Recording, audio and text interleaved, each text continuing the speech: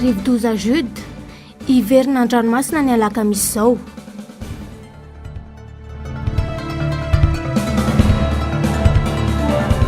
Commune Nivato district Abodratrimo mpiasa 320 voaroka tamin'ny fomba tsy manara-dalàna. Fihavanana malagasy rava-tsikelikely.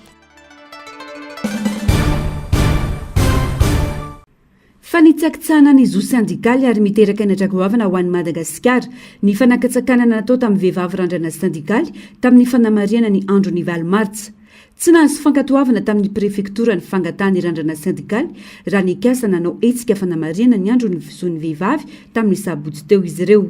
Fanehoana ampabe maso ny fitakiany vehivavy no tanjona tamin'ny etsika. Fa no toinana filaminam-bahoaka tsy mahalala ny olana menjady amin'ny vehivavy ny randrana sindikaly ary tsy manana fahafahana ny resaka momba ny zony vehivavy ireo kosa ny prefektora tamin'ny taratasy voaray ny randrana sindikaly. Manao tsy firarahina rehefa naovana tsinontsina ny zo sindikaly ny fihetsiky ny mpitondra tamin'ny alalan'ny prefektora. Reny zao dia tena zavatra mana ratsy endrika. Madagasikara efa ratsy endrika mihitsy eran'izao tontolo izao amin'ny resaka hoe fanohitohinana ny zo sindikaly, fahalana sindikaly zany to Madagasikara efa tena voatohitohina mihitsy isika efa nahazo fanakiana mahavaivay mihitsy misy résolution aza alefa ny nivon'ny firenena mikambana momba ny asa alefa ao amin'ny fanjakana fa manao be marenina moa ny fanjakana dia molana zao mbola mafisy ny tony zavatra tony ihany zany le hoe tena manitsakitsaka ny zo sindikaly mihitsy ny fanjakana io le hoe violation manifeste oziny zareo mpiteny frantsay ao anatin'izay ary teny frantsay moa no namalina ny resaka tamin'ireny dia valitsika ao anatin'izay reny ny tena violation manifeste ny droit syndical zany nataon'ny préfet Antananarivo reny. Tsy mijanona hatreo itohy ny tolona sindikaly. Nilazany dia efa afatra amin'ireo sampandrara isampirenena momba ny asa ihany koa ireto sindikalista ireto manoloana izao fanotohinana izao. Profo mitohaka amin'ny tenda hoy ny sindika fa tsy misy fahavonona nampandroso firenena raha ny mpiasa no atao antsirambana sy atao tsinotsinona tahaka izao. Matotsika zany mbola miatehatra amin'ny any ivelany amin'ny fitantanana ny resaka arabola rehetrarehetra fiainana manontolo ny fitopolo tsanjato ny budgetsika eto Madagasikara mbola amin'ny avy any ivelany rehetra dia mazava loatra tsy maintsy mandefa nyzay rehetra zay makany anivo ny firenena mikambana zay ao anatin'iny nanao ny fitaraina izao zava-misy eto Madagasikara ho avela ohatr' izao ve ny famotehana ny syndicat eto Madagasikara ho avelan'izao tontolo ohatr' izao fotsiny ve dia efa isika miazakazaka manao sonia fifanarahana resam-pirenena makety sy makeroa hay ve reny natao fotsiny eo ny ambony latabatra matokotsika fa andray fepetra ao anatin'izay rehetrarehetra zay ny tompona andraikitra rehetra na ny resam-pirenena na ny fanjakana na ny mpiasa indrindra mijery ao anatin'izay nytika mpiasa mihitsy zany ny tena tokony mitandrina manomboka izao hoe tena tsy mieritreritra tsika mpiasa ny fanjakana raha itsika zany mieritreritra hoe ny fanjakana ny jery atsika dia potika etsika fa tokony misy firaisan-kinitsika hitondra an'izay vahaolan'izay rehefa tsy manana tsy manana paikady matotra sy mahomby momba ny tontolo ny asa ny mpitondra fanjakana ka tsy magaga raha mikorosofana tahaka izao ny firenena ho ihany ny randrana sindikaly. Fanapa-kevitra mamono mpiasa malagasy no matomatesany mpitondra ankehitriny fa tsy tasorotra mazava izay tena asa mivaingana mipaka amin'ny tsirairay. Ny fanjakana moa zany hatramin'izao aloha dia tsy haino ziriziry mieritreritra izy zany mety le ataony amin'izao. Fantatsika tsara fa ny rehefa miresaka an'le mety sa tsy mety ho ana fampandrosoana zany dia amin'ny maha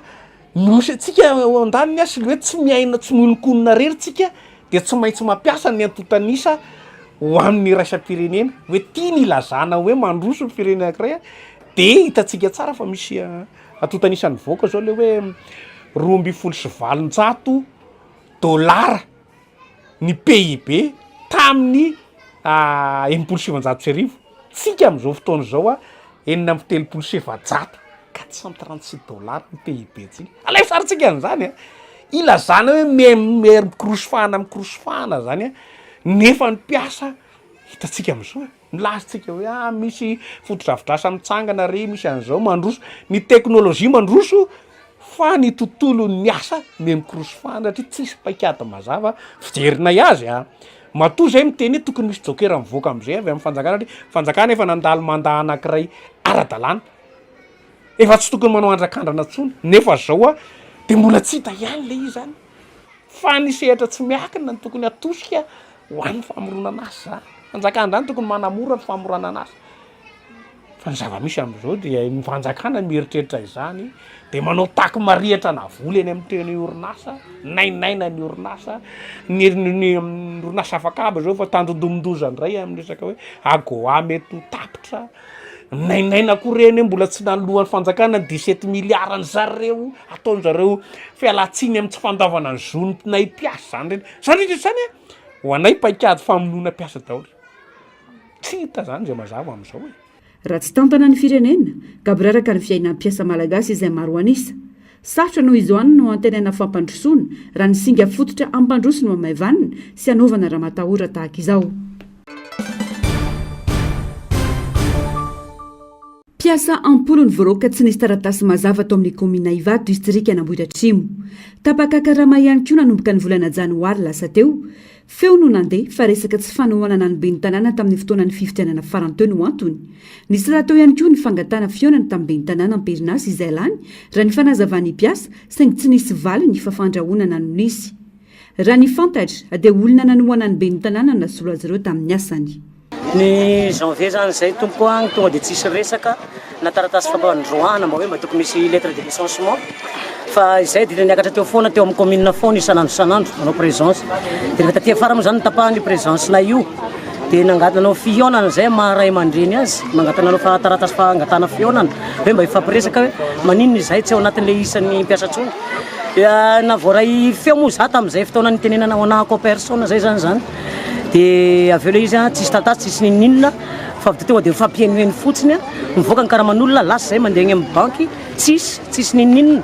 de aveo koa le izy koa zany betsaka aminay ireo zao nanao pré tam'izany satria mbola tamin'ny 2024 le zavatra tsy anatenany zavatra misy zay ary zahay ireo ohatran'anko zao za tsy nanao propagandisany izy fa mifahitana ny vadiko tagny fotsiny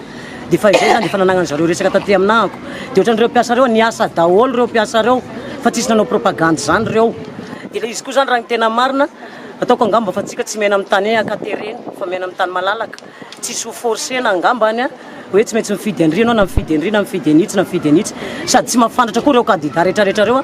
dimy candidat teto Ivato aiza moa gnafantarana hoe izy nalatsaka anay tagny tsisy mafantatra zany fa ny tagny nature na mifampitsabo tsarany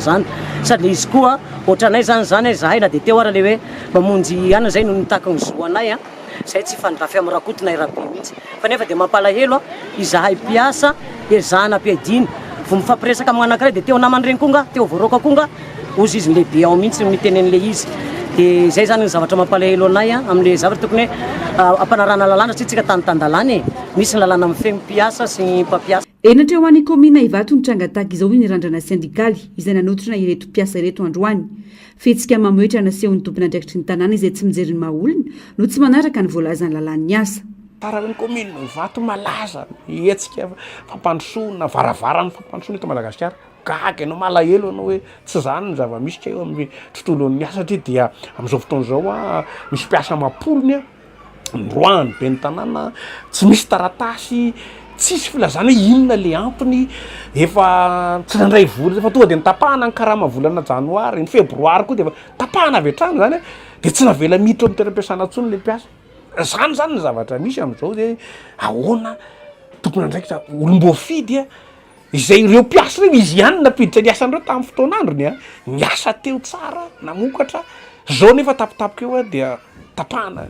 finanana ny fiainan'le mpiasa mihitsy inona ny antony tsy mazava zay satria tsisy taratasy voarainy mpiasa tsirairay avy hafa matsy hoe misy taratasy manana fifanarana araka avokoa ireo mpiasa voaroka ireo raha ny fanamafisana tokony anaraka ny lalàna ihany keo raka izany fandroana raha misy fanapaha-kevitry ny fiadidin-tanàna mahakasika izany lasa manimba endrika ny olom-boafidy ny fihetsika toy izao hoy ny fanamafisana mety tsy mahafantatra ianao satria hoe tonga eo amin'le toerana tsy mahamenatra manontany amin'ny syndika inona ny zo manatona anay atsovy zay mifampiresaka inona le zo ny mpiasa ahoana raha anapaka ifanarana kasa rehefa tsy hainao de atenendra de tenentsika zao ny tokony atao ny mpiasa tsisy te hoe hiajanona aminao eo rehefa tsy tianao izy zoanao no mandroko rehefa fantatra hoe araky ny fa nainay kosa nefa rehefa roasinao izy de ataovy manaraka tsara ny lalàna inona satria hoe lazainy tsika hoe tany tantalàna de tokony arahana ny lalàna le tsy mahaka zavatra sarotra de eo zany ny tena manahirana kely am'izay lasa manimba endrika ny olomboafidy zany ny zavatra misy eo amin'ny commune Ivato ary io ny toy ny atodihana amin'ny fanjakana foibe satria ohatra ny lasa ataon'ny olomboafidy amina commune toy ireny fanao zany io le mandroaka piasa rehefa tsy metimety aminy rehefa mitonga eo amin'ny fitondrana izy de ny tena mampalahelo tao anatin'le izy ao am'le brao ny piasa anankiray de andefasana piasa maromaro tonga de mioccupé an'le brao dia mandroaka manao raha anambava n'le piasa efa teo toerana zany zany zava-misy tsy avela miditra ny toeram-piasany fa maninona zany ve ny lalàna barofo oatra zany ve tondrana an'ity firenena ity rehefa tianareo roasina le olona arao fotsiny tsy inona faritany lalàna tena mahagaga satria fantanareo tsara fa tsy karakarainareo akory ara ny fiaina-tsoriary ara sosialy nireo piasa reo natsaka emikakinapisa reo tsy narotsaka reo akory ny fiahinana fahasalamana tsy misy akory ho an'ireo piasa reo de zao mbola tapahanareo ny karama tsisy filazana hoe inona fandroana na dia efa taratasy tany amin'ny komina Ivato manoloana ity tranga ity ny teo anivon'ny randrana sindikaly izay tsy nisy valiny ka napakatra ny raranty ny anivon'ny mpitsirika ny asa na ny inspection de travail nanatitra ny taratasy fampiatsoana ho an'ny komina araka izany izy ireo androany ampifanatriana azy ireo sy ny solontenany piasa ny alakamisy 13 martsa ho avy izao tsy nahazona vaovao kosa ny be ny tanàna tao antoerana makasika ity tranga ity andrasana ny toyiny zava-dehibe amin'ny mamalagasy ny sotoavina ao anatin'izany ny fihavanana raha va tsy kelikely anefa izany ankehitriny no fivoaran'ny fiarahamonina sy ny teknôlôjia fanampin'izany tsy fahatomobana amin'ny fanabeazana ny fitiavam-bola indrindra eo amin'ny samy mpianakavy ka manafoana tsy kelikely ny fifandraisana eo amin'ny mpiavana raha ny fanazavan'ity mpanabe ity marina tokoa amin'ny fiarahamonina malagasy ankehitriny fa efa tena tsy takona felona intsony ny fivavahana ary hita zany mitrangampiarahamonina samihafa hoe ny eo anivon'ny mpianakavy aza dia mikorotana ary ny eo anivon'ny fiarahamonina dia mifandrafy ny avy amin'ny faritra samihafa dia mifampifahavalo zany mampiseho amintsika hoe misy fototra izay iorenany ilay fifandraisany samy malagasy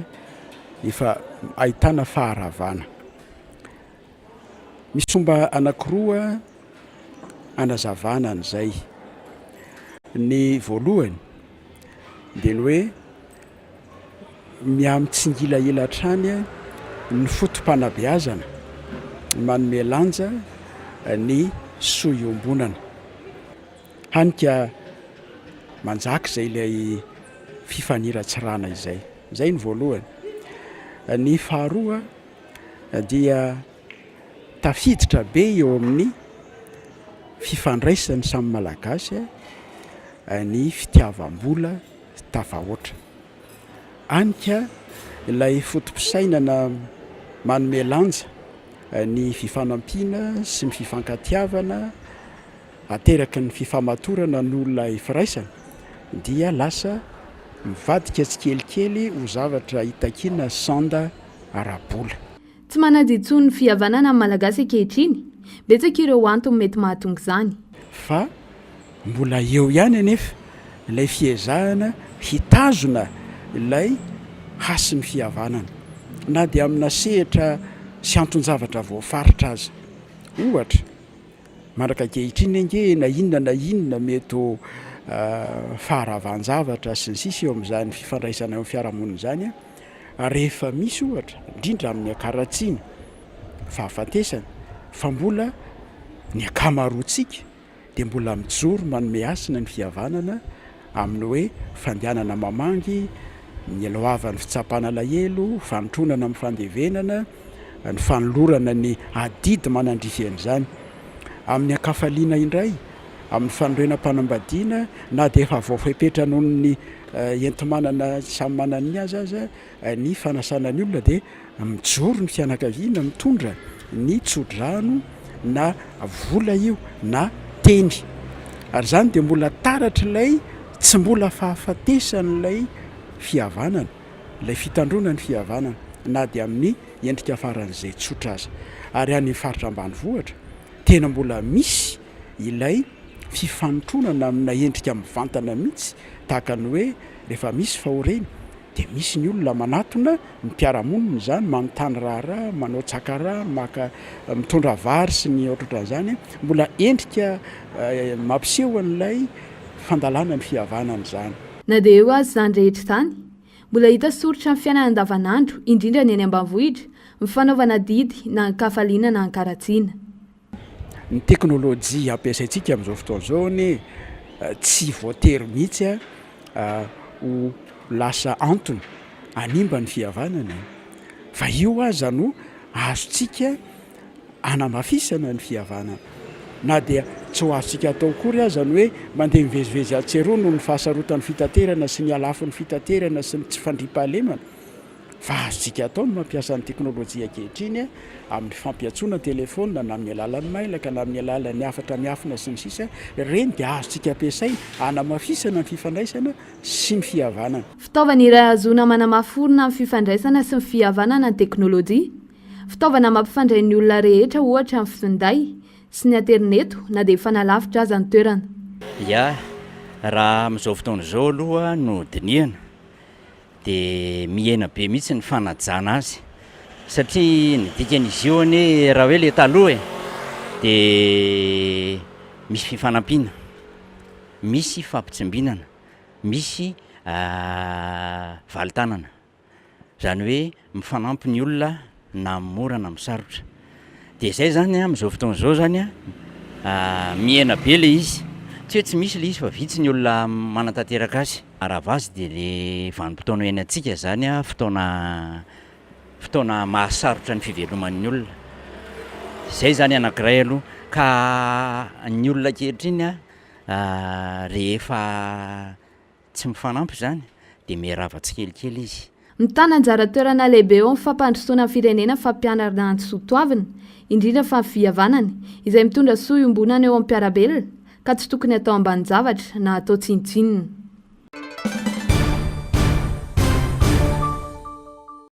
Folo taona izao no nipetrandra Zafindravao Victoire tao amin'ity trano fonenana eto Alakamisy feno arivo ity.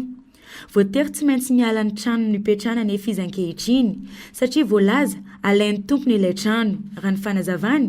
tsy tompo-trano ny tenany fa napetraky nenitony tao fotsiny izy nandritra izay folo taona izay. Ankehitriny voatery miala ao amin'io trano nipetrahan'io izy satria hoe trano manatompo hafa. Tsy nisy raha ny fanazavana ihany ny taratasy ny fanaovan'isy sy ny nenitoany raha napetraka tao izy fa mbava fotsiny ihany no ny fanaovan'ny rotonta. Zay ny teto tsy hitako izay taratasy momba an'le tanàna dia nenitoana izany ny teny enao izy tsy mahazo miala eo raha tsy zaho izy manala anao ao dia nefa koa zany le nenitoana za zany vonoany le rangaha foana hatrany amin'ny fongonana efijika ema zany efa niatsivontsy tamin'ny mpiandro hoe za vonoany le rangaha za fa tsy afaka andeha iala eto satria nyetako ato daholo za tsy afaka manofa trano za efa antitra za tsy manana asa tsony amin'izao dia inona ozy izy anao dia ozy izy monsieur le maire hoe io izy izy misy problème nefa taty aoriana indray zany misy olona nanatitra nihitra tany teo misoratra amin'ny monsieur Dauphin monsieur Dauphin mpiasan-drado atsoka vao taloha io dia gaga zany dia mbola tonga teto zany Dauphin tamin'ireny le inona moa izy teo propagande Soviet tany Anosy Be dia mbola tonga taty Dauphin niteny hoe iza ozy izy niteny anao fa tsy anahy io tanàna io asao mamorona taratasy arô izy dia hoe toto aminao izy fa anao ny responsable eto tsy nisy hatramin'izao nefa gaga indray fa tonga foana le huissier manala anao ao amin'ny trano dia nidiako vavahady io dia miforceny zareo tonga dia mivaindry zareo raha fa nahita an'le taratasy ketra zany zay vao niny hoe tena ny Dauphin dia matombony fotsiny dia za moa niteny Rafaly tompon'ity trano ity zany io ilany io milaza izy fa hoe hodino ny tany io dia izy mba eto ty ara ho le olona nampijaly ateto na jiro na inona ny tapahany dia menjiro daholo ny olona teto amin'ny tanàna eto fa ty hoa misy problème be fa mba tsy oveto aloha le olona tao ambany arrange eo aloha le problème meto zay ianareo va mba mivarotra an'le tany dia tsy navelako niditra na ny huissier na ny mpaniera fa raha taratasin'ny fanarahana aloha dia tsy nisy fa resaka mbava satria fianakavinanao hoe anao zao tenen'ny fianakavinanao hoe ndananao mipetraka eo ambeny le trano heritaona dia zay efa maty ny tompon'ny trano hoy kosa ny sefokotany namidin'ireo vady aman-janaka nefa ny trano efa nisy ny fifampirarana tamin'ireo nividin'ny trano sy ny tompony mba nampiana ity ramatoa ity saingy tsy nipoitra izy Ny sabotsy lasa teo ary dia tonga tety ny vadiny tany nitondra didy ho fanesorana andrazafin-dravao Victoire. Ay, ny fandehan'io tantara io zany a, io tany io zany tany io zany a, ny olona tompon'izy io a monsieur Dauphin zay. Dia izy io a maty le Dauphin. Dia mivady aman-janaka sisa mivelona tany. Dia io tany io nefany a namidin'ireo fianakavian'ireo vady aman-janaka Dauphin ireo tamin'le varoka azo atao hoe monsieur Rafaly. Dia ny fahazoako ilay zany aloha efa ohatran'ny efa naharitraritra nisy fotoana elaela no vidianany an'io tany io. Dia fanandezaka fanantona an'io ramatoabe io zany a, le ramatoabe napetraky le monsieur Dauphin tao taloha zany a, zareo le mividy an'le tany. Dia ohatran'ny efa nisy fanarana tamin-jareo zany fa le ramatoabe zany a tsy nanaiky niala tao mihitsy. Dia nisy fotoana koa napetsona teto amin'ny fokotany teto izy. Dia hoe ifanatrika eto zany zareo ifanao arahany eto zany. Hoe ifanampy eto zany hoe azo ifanampiana le ramatoabe fa tsy mipotra teto koa zany le ramatoabe io. Dia ny nitondra isendry zareo tao fa mbola teo ambavahatra fa mbola tsy niditra. Dia tsy namaky koa le ramatoabe zany, ohatran'ny hoe karazana signification amplaza le ramatoabe zany hoe efa misy tompony le tany fa tsy niraisin'ny le ramatoabe le taratasy huissier. Dia nitateo ariana tamin'ny sabotsy teo, sabotsy iny? Sabotsy teo a no tonga ny huissier zany a, no efa nitondra didy avy any amin'ny tribunal niaraka amin'ny grosy fanalana an'le ramatoa. Dia mifoko tany zany anisan'ny nanatrika teo aloha. Fa io ramatoa anisan'ny izy a nanampy an'ilay olona namoaka entana tao. Fa rehefa niariva moa zany a, dia nisy ihany koa le fangorahana hitato amin'ny foko tany dia mba niezaka niteny anazy hoe aleo anao a omena jerena toerana aloha ny entanao sy ny ananao fa tsy nety izy. Tsy nety mihitsy izy. Dia ny hariva indray moa zany a nanantona anahy ny olona fokon'olona manodidina tao ambany tao niaraka amin'ny pasteran'i Jesosy Mamonjy. Dia nieza amin'ilay hoe mahazoa maha olombelona. Dia hoe hijerona anazy ho ampidirina amin'ny Jesosy Mamonjy zany ny entany. Dia nisy olona naiky hampiditra trano anazy a mandrapahatonga le zanany satria nomeny an'ireo aloha zany numéro téléphone le zanany dia natsoina. Dia le zanany no niteny hoe mba karakarao izy aloha mandrapahampidina ihany. Le zanany nefa hatramin'izao mbola tsy tonga. Dia natory tao foana izy efa nidina tao resin'ny gendarme teto toerana. Nandeha niezaka ny nandamina anazy zany hoe omena toerana izy aloha satria le andro mangatsiaka. Dia tsy nety niala tao mihitsy izy. Fa ny omaly zao no henoko hoe lasa niditra ao amin'ny Jesosy Mamonjy ihany izy zany dia lasa ao daholo ny entany. Zay zany zao mivaovaotra eto aloha fa ny tany zany a tany efa lafin'le tompo tany taloha tamin'le monsieur Faly. Noho ny aretina anazy ny tompo-trano no nahatonga azy nivarotra ny trano taminy, io kosa ny vidin'ny trano. Niresaka nitady ny marimaritra iraisana tamin'ilay napetraka ny andrin'ny trano, ilay olona nividin'ny trano. Efa nisy ny tonom-bola natao, saingy nandà izany ity ramatoa ity raha ny fanazavana trany. Zany nividy an'le tany fa tsy hoe anisan'le vidy an'le tany fa zany vidy an'le tany. Dia narary Dauphin a novidianako an'le tany dia hoe alao izy lesy mba sady hijaboko tena narary an'ko le zanany ankiray mahavidy Dauphin. Narary zany samy narary izy mianaka dia mba hijabona tena zany le trano. Dia le ramatoa zany niteneny hoe amidinay le trano a sao ianao manam-bola hividianana le trano dia tsy manam-bola. Dia zay zany nahatonga an'izy hoe rehefa adenanao arazoma zany hoe allo mbo inona zany marimarika iraisana dia ilanao amin'ity trano ty a fa ty efa nividiko ty.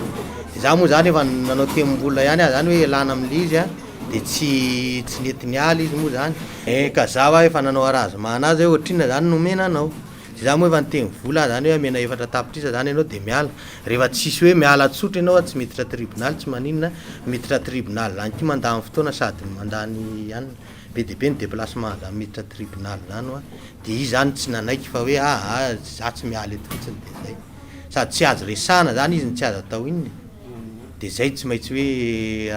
nandeha ambaratonga mola izy. Ny tribunal nanala anazy efa mivoaka grosy zany. Tsy namaly izy nataty amin'ny fokotany nataiza dia nampakarina fitsarana le izy dia efa mivaly moa ny grossin'le tribunal a dia efa mbola nakany amin'ny procureur indray zay dia avy any amin'ny procureur zay dia le huissier zay le huissier vao nanala anazy. Ninahy zany ninahy mijoro amin'ny fahamarinana dia ninahy ko ny taratasy mandeha paratonga fa tsy hoe namizavorovoro ary izy moa zany dia izy anjarany ninazy. Andrasana araka izany ny fivoaran'ity raha ity. Isan'ireo fidiram-bola ny commune netra. Tsy mahasahana ny asa fampandrosoana ny fotony anefa ny vola miditra amin'ny commune. Saika landy amin'ny fampandehanan-drarany apahany betsaka amin'ny vola miditra eo anivon'ny commune. vokany tsy maintsy mitady mpiara-miasa ny komuna raha tena te hitondra asa fampandrosoana. Fiaraha-miombonantoka iarahan'ny sehatra miankina sy tsy miankina amin'ny fanjakana. Maha komuna ambanivohitra anay dia amin'ny resaka hetra no mba ahafahana mampandroso ny komuna. Ankehitriny moa ny hetra-tany sy ny hetra-trano dia efa miakatra any amin'ny centre fiscal dia somary sahirana ihany komuna ankehitriny amin'izay fampandrosoana foton'izay. Dia izay no angatahanay an'ireo malala-tanana rehetra na tsy miankina na miankina amin'ny fanjakana mba hijery manokana ny komuna ambanivohitra na ka misy vodivorona mba ahafahana hoe mampandroso mba hisitrahany vahoaka n'izay tena hoe fampandrosoana izay. Ankoatr'izay, toeran'anjakana tsy fandriam-pahalemana ny komuna vodivorona ho hiatrano ny fanazavana. Efa sy badaholo manko ireo fotodrafitrasa toy ny jiro napetraka eraky ny lalana na nazava ny tanàna. Nisy fotoana ihany koa efa nisitraka an'izay ny komuna fa ankehitriny efa maty daholo izay kobra napetraka teo anivon'ny komuna izay. Eo moa le tsy fahampian'ny herinaratra miovaova dia anisany mahatonga an'izay fahasimban'ny kobra mandeha amin'ny herin'ny jirama zay fa ny tena mba takinay dia mba ilay mandeha amin'ny herin'ny masoandro ahafahanay mametaka an'izay eny anivon'ny fiarahamonina rehetra eny satria dia manjaka tokoa ny tsy fandriam-pahalemana eo anivon'izay komuna misy anay izay. Noho ny tsy fahampian'ny jiro manazava dia mirongatra ny tsy fandriam-pahalemana. Mipetraka amin'ny fiaraha-miasa eo amin'ny komuna sy ireo mpitandro ny filaminana mba hametrahana ny fandriam-pahalemana. Ny mesura raisina zany ankehitriny dia miara-miasa izay amin'ireo mpitandro ny filaminana izay manao ny aintso zavatra tokoa amin'izay tsy fandriam-pahalemana misy eo aminay izay dia miezaka ihany koa izay efa ifampiresaka amin'ireo mpitandro filaminana ireo inona no azo ifanampiana mba ahafahana manome tosika azy ireo ihany koa na amin'ny lafiny ataontsika hoe fitaovana na zavatra ampiasaina eo anivon'izay mpitandro filaminana izay mba ahafahan'izy ireo tena mitandro bebe kokoa an'izay filaminana izay eo anivon'ny komuna misy anay. Manana poste avancé anankiroa izahay eo alakamisy indray dia eny vodivorona indray ary anisany tena manao ny aintso zavatra ireo mpitandro filaminana ireo amin'izay lafiny tsy fandriam-pahalemana izay. Nefa na izany tsy izany rehefa tsy eo ilay fahazavana manazava ny tanàna dia tena hoe mandry lavoloa ny mponina amin'izay tsy fandriam-pahalemana izay. Raha tamin'ny 6 ora maraina teo no nampafantatra ny sampana mpamantatry ny mety ho toetry ny andro fa niditra ny tany eto Mozambika ny maraina be teo Jude izay tany amin'ny 50 sy 900 kilometatra avaratra sy maravaratra andrefan'ny Besalampy no nisy ny fohibeny. 10 kilometatra isan'ora ny rivotra miaraka aminy izay arana tafiotra 10 kilometatra isan'ora manakaiky ny fohibeny ka nikisaka ny ankandrefana izy ka nahafaka 10 kilometatra isan'ora. Amin'izao kosa dia nanambara ny meteo fa tombanana iverina an-dranomasina indray ilay rivo 12 Jude manomboka ny alakamisy vao maraina ary manambana ny morontsiraka atsimo andrefana nosy. Iteraka ny drano any amin'ny morontsiraka afovoany andrefana sy atsimo andrefana izy manomboka ny alakamisy ho ihany. Ahery araka izany ny ranomasina izay tombanana ho 3 hatramin'ny 5.3 metatra ny avony onja ary mety hahatratra 4 metatra azy indraindray. Raha ny vinavinan'ny sampana mpamantatry ny mety ho toetry ny andro hatrany moa dia manomboka ny alakamisy 13 martsa 2022 tolakandro no eo anenalelan'ny Besalampy sy Toliara ny rivo 12 Jude. Isy araka izany ny faharendrehana an-dranomasina sy fahasarotan'ny fifamoivoizana, fikorotana ny asa fiariana andavanandro ary ny fiakaran-ranomasina amin'ny toerana mora tondraka. Ahazo fampitandremana amin'ny loko maitso ho an'ireo morontsiraka voakasika ity rivo 12 Jude ity dia ny morontsiraka atsimo andrefana rano fanamafisana. Koentana ny rehetra mba naraka ny toromarika omeny manam-pefana isan'ny tokony. Ankoatr'izay, namela taketra mavesatra ho an'i Madagasikara indrindra ny tany amin'ny faritra avaratra ny nandalovan'ny rivo 12 Jude. Raraka ny tatitra nambaran'ny BNGRC na ny Bureau National mitantana ny loza. Tovovavy iray no maty tao Tomasina faharoa vokatry ny fianjerany azo ary ny ren'io zaza io izay nanampy azy dia naratra koa vokatry izany. Raha ny totaly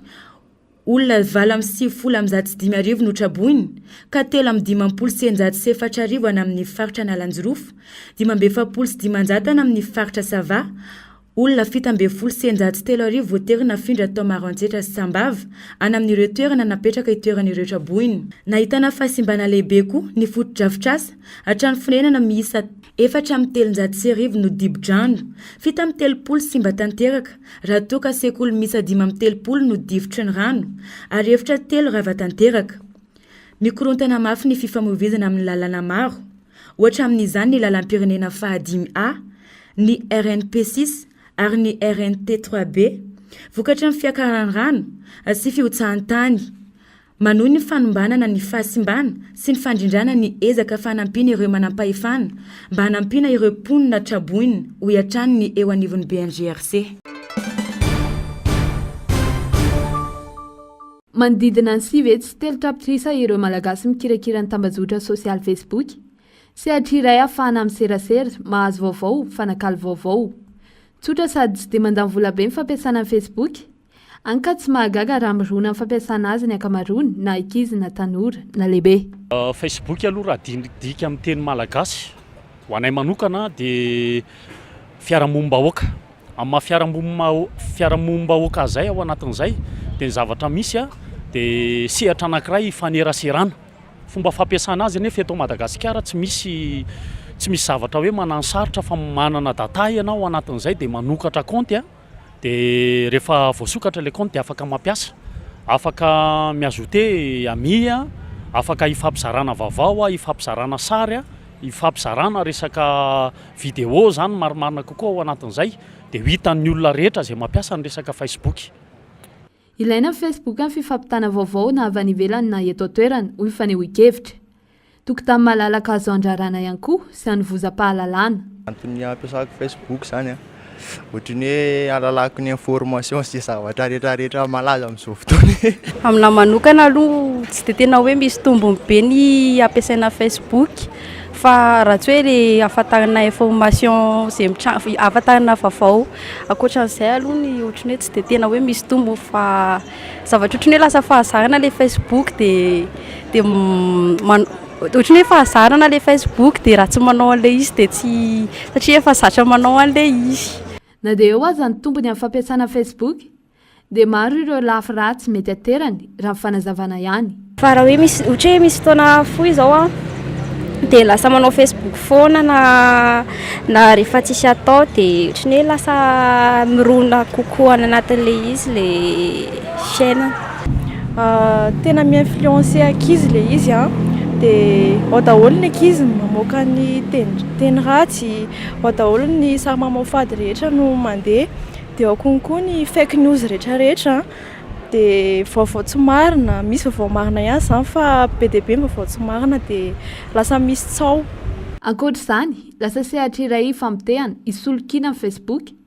ka miteraka fanaftonana ao anatin'izany raha ny nambaran'ity mpanabe ity. Zavatra hita taratra ao anatin'izay lasa sehatra anankiray hanenjehana olona. Raha marimarina kokoa zany raha hitarina kely dia hoe sehatra anankiray ohatrany hoe amitehana fiainan'olona anankiray ao anatin'izay. Zany anefa dia vokatry ny tsy fahampiany ny fanabeazana eto amintsika. Ny tanjona manko ao anatin'ny fanabeazana dia hoe famola volana olombanona. Raha malala nefa ny zavatra misy ao anatin'izay fa sehatra anankiray misy olona amin'ny teny ratsy, misy manao teny tsy voahevitra, raisiko manokana ho an'ny teny malagasy arany. Efa raha malala fa na diso ny tsipelina na diso ny fitsipika ao anatin'izay dia tsisy miraharatsy ny tanora ary tsy misy loatra ny tena hoe olona tena hoe mba manoro, mampita, mizara ao anatin'izay hoe ahoana ny tokony atao mba sehatra hifampitezana le izy satria sehatra anankiray izay ampiasain'ny tanora manomboka eo amin'ny 12 taona dia efa manao Facebook eto Madagasikara ka noho izany indrindra tokony sehatra anankiray ahafahana mampita fahalalana eo ihany koa mampita vaovao satria efa raha malala vao misy vaovao toa dia efa ao anatin'io nalain'ny olona sary le izy dia ho ampitan'ilay olona ary nytolo-kevitra na nysosikevitra ao anatin'izay dia zavatra tsotra be eto Madagasikara somary hita taratra ihany fa somary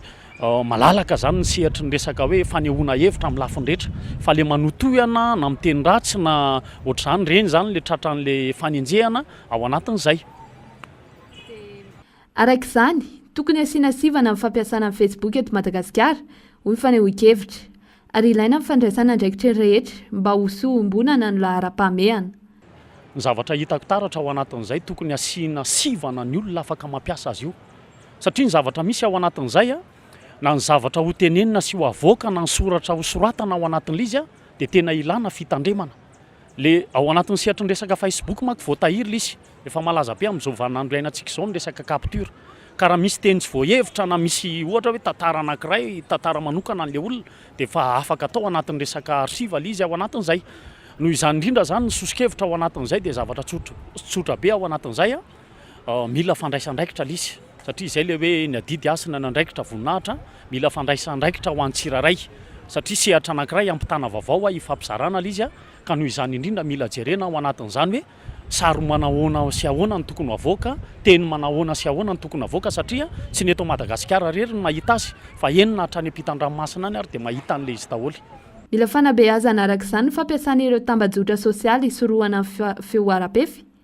Tompona andraikitra miranty ataony tsirairay ka mitaky fandanjalanjana izany. Tenim-pirenena faharoa be mpampiasa indrindra eran-tany fiteny anglisy. Maro amin'ny malagasy ny liana amin'ny fianarana azy amin'izao fotoana izao, indrindra fa ny tanora. Ny fianarana miteny azy anefa no olana ho an'ireo tanora te hifehy teny anglisy. Ankoatr'izay, eo ihany koa familahana ny lely teny anglisy. Manao zavatra motsomora, tsy maintsy misy olakolana kely foana. Teo amin'ny famolahana ny lela. Hoe mpampianatra mameno sosiny tsara foana dia mila ezaka konkoa le izy. Na ezaka na feny teny anglais moa zany dia isan'andro mila mifandray amin'ilay anglisy ianao, mila hoe manana communication aminazy zany dia sady miana dia sona matetika ihany koa dia mamerimberina manao pratika. Mampisokatra amin'ny fifandraisana iraisam-pirenena amin'ny fiteny anglisy. Azona mahita fanararoatra maro fahafehezana amin'ny teny anglisy raha fanazavana. Ny tombosoa azo amin'ny fianarana teny anglisy moa dia besaka. Tena besaka ny tombosoa satria ny teny anglisy dia manokatra varavarana besaka ho an'ny mpianatra rehetrarehetra izay hoe mahafehy teny anglisy izay, afaka mitady asa any ivelany, afaka miasa amin'ny asa izay mampiasa teny anglisy ihany koa zareo dia izany hoe besaka tena besaka ny tombosoa azo amin'ny fahaizana teny anglisy raha mampita amin'ny fianarana teny hafa dia besaka ny tombosoa azo amin'ny teny anglisy. Ilaina amin'ny fiainana andavanandro ny teny anglisy, na ny toro-lalana ho amin'ny fanafody na ny fanazavana momba ireo kojakoja elektrônika manko dia amin'ny teny anglisy. Tena mahatsarika ny tanora malagasy tokoa ny mianatra teny anglisy, izany hoe tsy tanora malagasy irery ihany moa izany fa ny tanora maneran'izao tontolo izao satria ny teny anglisy dia teny voalohany, izany hoe langue internationale izy io dia izay mahatonga ny olona mbola liana besaka ny mampiasa ny teny anglisy satria raha oharina fotsiny hoe raha andeha visiter toerana any ivelany ianao dia ny teny anglisy aloha tsy maintsy tokony mila hainao. Manana tombony araka izany ireo ankizy mianatra teny anglisy satria ilaina mahafehy teny anglisy raha no fianarana any ivelany. Maro koa ireo orinasa eto Madagasikara, indrindra ireo any ivelany, no mitaka ny fahaizana teny anglisy amin'ny fitadiavana asa. Fitaovana entina mampivelatra amin'ny fifandraisana eto an-toerana sy ny any ivelany ihany koa izany teny anglisy izany. Ny fahazahoana antoka fa mahita asa zareo dia ny besaka ny orinasa moa zany mampiasa teny anglisy amin'izao raha oharisika fotsiny hoe resaka call center zao dia mampiasa teny anglisy dia ireo orinasa ireo mila olona mahay miteny anglisy zareo dia raha ohatra ka mandeha mitady asa amin'ireny toerana ireny mpianatra dia possible be misy hoe ahafehy teny anglisy tafiditra amin'izay asa izay zareo. Izany hoe mety hanana olana amin'ny resaka fitadiavana asa koa zareo satria ny teny anglisy tena ilaina dia ilaina amin'izao fotoana izao.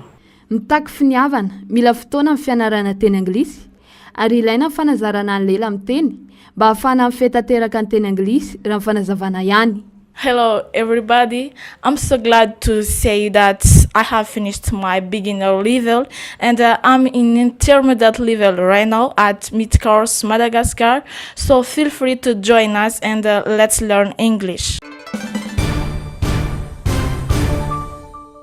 Mampidina ny lenta sy ny fahaiza manao ny mpikatroka lomano malagasy manoloana ny sehatra iraisam-pirenena ka tsy ahafahan'izy ireo mivoatra araka ny tokony ho izy ny olana ny fotodrafitrasa eto amintsika. toerana tokana ihany no manaraka ny fenitra tsy ampy ihany koa ny dobo filomanosana tsy masana nisany mpikatroka mbola mitagy esaka goavana avy amin'ny fitondram-panjakana araka izany fototra-vitrasa amin'ny taranja ity eo ihany koa ny disiplina izy mitaky ezaka manokana manoloana ny vola miopampana aloha ny ray aman-dreny ditsika efa piscine tsika ny olympique de knap surery any nandeo zao championnat petit bassin teo 5 plo efa-tsy olympique atrony zay olo 5 plo zay efa 8 plo nan'olona olympique nantsika zany io zava-misy any dia atao amin'io zay zany somary mampalahelo kely aty amin'ny taranja lomano dia nefa mandeha amizay ohatra fandehanana ivela tsalefa le natao soa fa tsy mety résultat fa tadidio fa ny ray aman-dreny ny dépense mandefana ankizy miano tena mandefana ankizy mahita résultat angamba hitantsika le zone 4 teo mitina farany teo izay nampigagany vahiny io petit dangereux moa zany anarantsika tany kely nefa mba navita zavatsy dia zay tena hoe manirona angamba hoe mba mangataka zay hoe mba omio infrastructure ohatrany gymnase kamba efa maro gymnase amboarina amitsika amizao maro ny terrain foot amboarina amitsika amizao fa ny piscine mbola tsisy piscine manara-penitra eto amitsika amizao tsika miteny zao hoe na public tsisy privé daholo zay mantena hoe mandoa vola ray aman-dreny 40 milliards isaka entraînement raha andeha hitady piscine rano mafana zany zay ny faramora indrindra 40 milliards zay isaka ny lomano adiny ray azo antoka fa isy ny vokatra tsara raha misy ny fanatsarana eo amin'ity taranja ity efa mahary raha teo ihany koa ny fampanantenana samihafa izay miandry ny fanatanterahana akamahavelom-bola ireo mpikatroka ministre voaingana angambana no teny teo hoe anao piscine olympique vita atao tany Mazangana anankiray dia hoatsaraina ny aty Tamatave efa misy tsirim-panantenana zay ary efa niteny koa ministre fa ho ampina daholo zany resaka sport tsy ny fédération ny natation rehetra fa ny amin'ny rehetra rehetra zay natao ministre dia fa zay lazaiko hoe misy tsirim-panantenana aloha zany amin'ny antsika tanora malagasy tafiditra anatin'ny fanatsarana sy fanamafisana ny fahaiza-manao ny fisiany fifanakalozana traikefa sy fiara-miasa eo amin'ny sampikatroka avy eto an-toerana sy avy any ivelany izy ireo izay nanamafiny amin'ny tokony sy ny ezaka fanarenana sy fanatsarana ny fototra-fitrasa izay hitaraina ny ireo mpiantsihatra ihany koa. Alors par rapport au bassin, c'est sûr qu'on est sur un vieux bassin. Mais on est quand même dans une infrastructure qui est très sympa, donc ça faut pas le négliger. Le collège de Saint-Michel, c'est vraiment un beau cadre, mais c'est sûr qu'il y a un moment il va falloir rénover ce bassin pour pouvoir justement avoir des conditions d'entraînement toute l'année. Parce que là on est en plein été, l'eau est à 25 degrés, je peux vous assurer qu'on fait pas une saison avec des températures comme ça. Mais l'hiver, je pense que c'est impossible de s'entraîner, donc je pense qu'il y a quelque chose à faire sur ce côté-là. Tafiditra ao anatin'ny tanjona amin'ny fifanakalozana traikefa ihany koa ny jerena ny lesoko ahafahana mampitombo ny lentan'ny mpikatroka avy eto an-toerana. Taorian'ny ady sy fifandonana nampiorokoditra naharitra 3 andro niseho tao amin'ny ilany andrefan'ny Syria nanao antsoavy tao amin'ny moské tao Damasy ny filoham-pirenena mba hisiny ny firaisan-kina fa na tokony ho resantsika izao zava-misy eto amin'ny firenentsika izao tokony hitandro ny firaisan-kina sy ny fahalemana eto amin'ny tantsika isika araka izay vitantsika afaka miara-mianan-kalalana isika hoy Ahmed Al-Shara marina moa fa nahafatesana olona rivo mahery ny fifandonana ka 700 tamin'ireo dia sivily ary 8 maty voatifitra tao Latakia raha nitatitra navoaka ny mpanara-mason'ny zon'olombelona Siriana na ny OSDH. Araka izao hita amin'ny sary izao, fatin'olona 10 maro no potipotika, ny sasany kosa voatifitra. Ireo tafika eo anivon'ny gouvernemanta dia milaza fa nahary tena manoloana ireo mpiady manohana ny Bashar al-Assad ireo olona ireo. Saingana namafy ny OSDH fa fanararotany izao zava-misy izao taorian'ny anjeran'ny fitondrana sy ny fandrombana fahefana tamin'ny fiaraha-mitantana islamista. Tsy ny mpitondra ihany no nanantena ho amin'ny tokony sy ny firaisan-kina fa ireo mponina ao Damasy ohatra dia nitaky ny fampitsarana ny ady manameloka ny fiarahamonina alawita ary mametra-panontaniana ny amin'ny fitakin'izy ireo